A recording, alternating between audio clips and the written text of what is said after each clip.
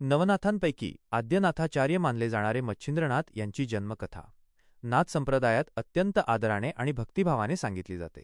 त्यांच्या जन्मकथेच्या वेगवेगळ्या छटा प्रचलित आहेत, पण त्यातील मुख्य आणि भावस्पर्शी कथा कलियुगाच्या प्रारंभीची आहे, जेव्हा भगवान विष्णूंनी नवनारायणांना पृथ्वीवर अवतार घेऊन धर्मस्थापना करण्याची आज्ञा केली. एका कथेनुसार सृष्टीनिर्माते ब्रह्मदेव यांच्या वीर्याचा काही अंश यमुना नदीच्या पाण्यात पडला.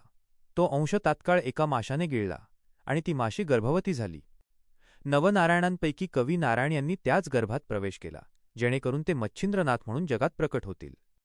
याच सुमारास भगवान शंकर एका निबिड अरण्यात एकांतस्थळी पार्वतीला सृष्टीचे गूढ आणि योगमार्गाचे रहस्य सांगत होते. हा उपदेश अत्यंत गोपनीय आणि पवित्र होता.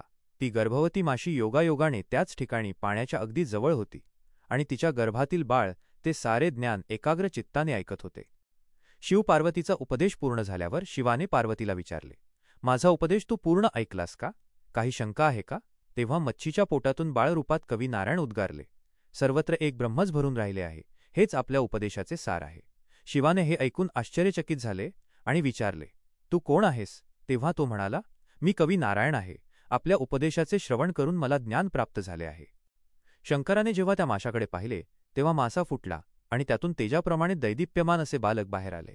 मच्छिंद्रनाथ असे नाव दिले आणि त्याला आशीर्वाद दिला की तू नाथ संप्रदायाचा प्रवर्तक होशील. माशाच्या पोटातून देवाचा अंश असलेल्या बालकाचा जन्म होणे आणि जन्मण्यापूर्वीच त्याला अत्यंत गूढ योगज्ञानाची प्राप्ती होणे, ही गोष्ट अत्यंत विस्मयकारी आणि चमत्कृतीपूर्ण आहे. ही कथा नाथ संप्रदायाच्या मुळाशी असलेली ईश्वरी योजना आणि देवाची कृपा दर्शवते. मच्छिंद्रनाथ हे साक्षात नारायणाचे अंश आहेत. या श्रद्धेमुळे त्यांच्यावरील भक्ती वाढते. शिवपार्वतीच्या अत्यंत गुप्त उपदेशाचे श्रवण माशाच्या पोटातून होणे हे मच्छिंद्रनाथांचे अलौकिकत्व सिद्ध करते आणि त्यांच्या ज्ञानाच्या सर्वोच्च पातळीबद्दल आदर निर्माण करते. त्यांनी दिलेला उपदेशाचा सारांश सर्वत्र एक ब्रह्मच भरून राहिले आहे, हा शांत आणि तत्त्वज्ञानाचा भाव दर्शवतो. शिवाने त्या बालकाला पाहून त्याला मच्छिंद्रनाथ हे नाव देणे आणि त्याला आशीर्वाद देणे, यात गुरुकृपा आणि वात्सल्याची भावना दिसून येते. या कथेमुळे नाथ संप्रदायात मच्छिंद्रनाथ यांना आद्य गुरु आणि योगमार्गाचे आधारस्तंभ मानले जाते. व्हिडिओ आवडला असेल तर चॅनेलला सबस्क्राईब करा, शेअर करा आणि लाईक करा.